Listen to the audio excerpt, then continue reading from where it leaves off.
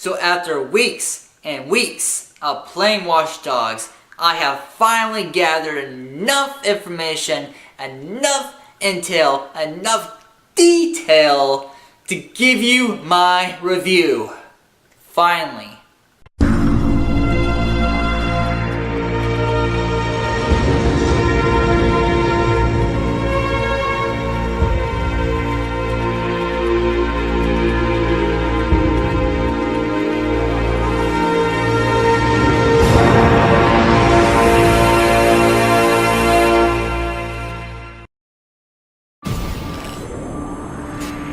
I was the best at what I did. A hacker. A thief. I got in, got out. No one got hurt. Until I discovered something I was never meant to see. That's when they came for me, but killed her. Now, I'm coming for them. Hey everyone, what's up? I'm Kolton Still, and today I'm here to review Watch Dogs. So, let's get into it. You play as Aiden Pierce, a brilliant and superior hacker. He can hack into anything. Anything. Any firewall, any device. You name it, he can hack into it. And the city we're in Watch Dogs is, of course, Chicago, which is pretty big and open world. So Aiden Pierce is this brilliant hacker, and he controls Chicago through the Chicago network called CTOS, which I don't know what it stands for. I forgot what it stands for. But anyway, he's a brilliant hacker. He's doing his thing. He's doing his hacking jobs until one day something goes wrong and these people come after him to kill him. But it turns out he has his niece with him, and they kill his niece, and Aiden survives the attack. So that is basically the story. Aiden's going out to find these killers and deal with them. But while he's doing that, there's a lot of things that are involved in this game. For instance, this story is about 40 hours long. If you are a speedrunner, you could probably get through this game pretty quickly. Maybe 25 hours, maybe, I'm not sure. But if you're a guy like me who likes to take your time and enjoy the story for the first time, then yeah, it's going to take you about 40 hours to complete the story alone. That doesn't include the 60 hours of side missions, which I will get to in a couple of minutes. But as the story goes, as you're progressing along, this story has 5 acts. So, altogether, this campaign is huge, and it's a lot of fun, and it's also really tricky at times. There's a lot of parts in this story where you gotta strategize, be stealth. It's a lot of fun. And speaking of stealth, sorry guys, there's a lot of times in the game where you just can't go and gun to glory and blowing up stuff. You have to be sneaky, you have to be tricky. You just sneak around, take out guards one by one until you get to your final objective. Other times, go right ahead. Guns of glory. It's a lot of fun. It's a lot of fun. And you can choose what weapons you want. There's a whole variety of weapons in this game. If you want to be a sniper, no problem. You got snipers. Rifle guy, you got rifles. You guy just goes with the pistol, you got pistols. It's a win-win situation for everybody, except for the people you're taking out. And for the hacking. Now, some people have been disappointed about the hacking, but it's not as into it as some people want it. For me, I like it. You just press a button and boom, you're hacking. I mean, that's fine by me. I'm glad I don't have to just go on my phone and do maybe a little coding before I can hack it. I don't like that. That'd take too much time. That would annoy me. I'm glad I stayed away from that. So you just press a button and you're hacking. I like that. Now, there is a lot, and I mean a lot of situations in this game, campaign and after campaign, where these cops, the Chicago police, are gonna be after you. You fire a gunshot, the cops are gonna be coming after you. Police, civilians around you hear that gunshot, they're gonna call the police will be coming right after you. Now you have a chance to stop the civilians from calling the police in just a small, limited amount of time before the cops are after you. So, if this guy's way over here, he's calling the cops, you better get your sniper out, or you better be very accurate on your aim with your rifle or pistol to take that guy out. Because that guy finishes his call, boom, the whole helicopters and cops are after you, buddy. Of course, this is when the most disappointing thing in the game for me was. The cops are too easy to get away from. Too easy. Too easy. All you have to do is just blow a few drain pipes, put some blockers up, and the cops will just slowly back off. It depends on how fast your car is as well. And the cars will literally be maybe this far away behind you, and they'll just stop. And you'll get away easily. That was really disappointing. I thought, maybe it'd be more harder. But in some situations, I'm glad it is that easy because the cops are on you like practically the whole game. So, and to tell you the truth, it gets really annoying. Annoying when the cops are after you practically maybe 12 times an hour. It gets really annoying. Now the side missions, 60 hours of side missions. Yeah, that sounds awesome. So much to do. Except for one thing. There are different types of side missions. There's fixer missions where you drive cars to maybe your employer, steal a car, drive it to an employer, keep the cops out on your tail while your employer does his work. Missions like that. There's criminal convoys. There's investigations, missing person investigations. There's human trafficking investigations. But there's one thing with those. The fixer contracts, most of them are the same thing over and over again. The criminal convoy, same thing, over and over again. That's not fun. You can create your own ambush. That's fun. The way you want to play. Put a whole bunch of cars together, make a blockade so they can't get through. It's do whatever you want. It's fun that way, but you have to do at least, I think, 20 of these convoys, or 18. And after a while, you just get bored of them.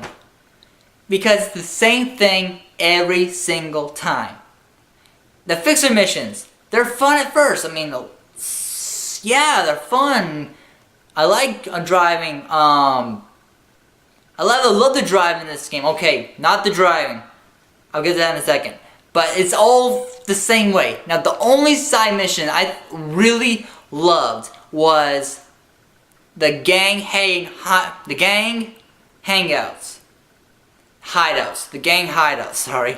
where you go in and you have to find a guy in the gang and take him out quietly. So, this is where the stealth comes in, and you gotta go around and not be detected, take out the guys one by one, then get to your final target. It's a lot of fun. That is the only thing I love doing over and over again. But the rest of them, they just got boring. And the only reason I did them was for the trophies. Now if you're on the Xbox or, the Xbox, then you would do it for the achievements. You would do it for the points. But I just did it for the trophy. That's all, really. That's all. But there's also a lot other things to do, like city games. You can go play chess. You can drink. Now let me tell you right now about the drinking game. This thing is the hardest trophy or achievement to get in Watch Dogs. I cannot get past level 5. This thing is so hard. I'm still stuck. And there's 10 levels before I can get this trophy. And it's a bronze trophy. Why is it so hard? I don't know. I don't know. There's other games like, there's the cup switching game. Like, I don't know what it's called. But it's, put a pebble on the table, 3 cups, switch it around, try to guess what cup the pebble's in. You know that game. There's also blackjack. There's a whole variety of city games you play. It's fun. You can also go to gun shops. You can go to crafting shops, explosions, not create weapons, reload weapons, keep your weapons in stock. There's a variety of things you can do in this city. And the AI civilians, they bring more to the open world experience this time in Watch Dogs. We actually get to see a little bit information about their lives. Normally in open world games, they're just there for no reason. Sure, they have a little bit of dialogue, and that's it. You bump into them, they're like, oh, whatever, excuse me, and that's it. Nope. We can hack into them, we can take their money if we want to. We don't have to, but there's a downside to that. There's only a few civilians you can actually hack. A lot of them you can't even hack. So I found that disappointing. I wish you could hack every single one of them, but I guess that's a kind of a flaw there because you get richer pretty quick if you could hack every single person. So I guess that's why they did that. Now for the driving. I first played this game. I hated driving. The driving was out of control. I could not get a handle on it. The motorcycles, I love the motorcycles because the handling is so smooth and easy to use. Now the cars, it depends on which car you get. Some cars have great handling, some have terrible handling. So, I hate it when I need to get away from the cops. I get in the car, and what happens? It has terrible handling, and I'm going all over the place, and cops are right on my tail. It just gets really frustrating. As multiplayer goes, it has a very fair selection here. We have free roam, we have online decryption, which is basically you're going around and trying to get a package and keep it before the other team takes it and keeps for a certain amount of time. And when that certain amount of time's up, that team wins. So, yeah, it's fun. Basically, it's just like, kind of like domination in a way. So, there's that. There's also online racing, which is a lot of fun. I mean, they did this right, but it's also really hard because the handling on some of these cars are so bad. Some of these maps, they're raining. Okay, it's still Chicago, but it's a rain in Chicago while you're racing, and it's super hard. There's also the motorcycle racing, which is awesome. I love the motorcycle racing. And there's also a mobile challenge where someone on the outside of Watch Dogs on their iPad or phone could be playing this app, which is free to download. You do not need Watch Dogs to play this. And what especially this game is, you're in the game and you're trying to avoid the cops. You're trying to get to this certain point to escape. And the guy on the other side, he's controlling the cops. He decides where he hits you, what blockers go up, what traffic lights go off, where the cops come from. He's in control. But most of the time, actually no, not most of the time, every time I have escaped it. Easily. Maybe the app's glitched up and he's lagging behind. I'm not sure, but it's easy getaway. It's easy. There's other 2-hour modes. Now, these 2-hour modes are also combined with your single player because online tailing, anyone can join your game and tail you. If they tail you for enough time, they get points. And if you find them though, they don't get any points and you get some points, I believe, yeah. So, there's also online hacking where people can join your game and hack you. Again, if they succeed to hack you, they get points and you lose points. Or, if you find them before the hacking's complete, then you get points and he gets nothing. So anyway, that's the multiplayer, and it's fun, but it's also annoying when people can just join your game when you're doing It's about to start on mission, so it gets pretty annoying there. Lastly, I wanted to tell you guys, this is not a kid game. Before I give you my rating, final rating for this, I just want you to know this is not a kid game, guys. This game is meant for mature audiences only, because this game has elements that's just like GTA in a way. So, no. Parents, if your kids are begging to play this, don't buy this for them. If they're mature, then fine, but no, kids should not play Watch Dogs. I'm just telling you that right now. Kids should not play Watch Dogs. The story, in fact, they should not be playing Watch Dogs. Now, the online, sure, the racing's fun. That I think they can handle that. But the storyline, no, do not let them play the campaign. Don't. So the story is great, the graphics are great, not as great as E3 last year, but they're still pretty good. Just a step up from GTA, but that's pretty good. The voice work is great, the multiplayer is so-so, but good enough. Sure, it wasn't as hyped up as everyone hoped it was gonna be, but I didn't really care. Everyone was hyped up for only one thing. I think that was really for the graphics, but really for the game itself, the hype for the Watch Dogs for me was right on top. But of course the game does have some problems. It did have a few glitches here and there, but I only noticed maybe 2 in the whole time. And yeah, there was the cops thing. Really, that got it kind of boring, but other than that, guys, Watch Dogs is definitely worth the $60. That's why I have to give Watch Dogs a 4 out of 5 or a must buy on any system you have. That includes the Wii U, which is coming out later this year, which I don't know why you would buy it later this year, because let's face it, Watch Dogs will be irrelevant by then.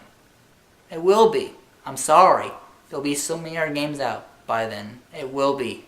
So that's Watch Dogs, guys. Have you played it? Have you not? Are you going to play it? Whatever you're going to do, guys, comment below and let me know. And of course, always, guys, bringing you guys into Word of Entertainment. I'm Kolton. If you like the video, make sure to smack that like button. Be sure to follow me on Twitch, Twitter, Facebook. You know, all the good stuff. All links in the description below. And of course, always, guys, if you want to see more, click right here to see more. And I'll holler at you guys next time.